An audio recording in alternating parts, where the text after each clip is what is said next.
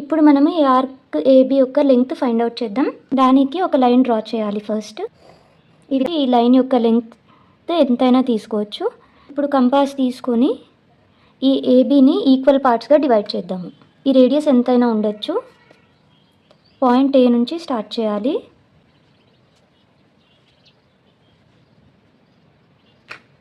So మనకిప్పుడు 1 2 3 4 5 6 7 8 parts ఇంకా చిన్న పార్ట్ వచ్చింది.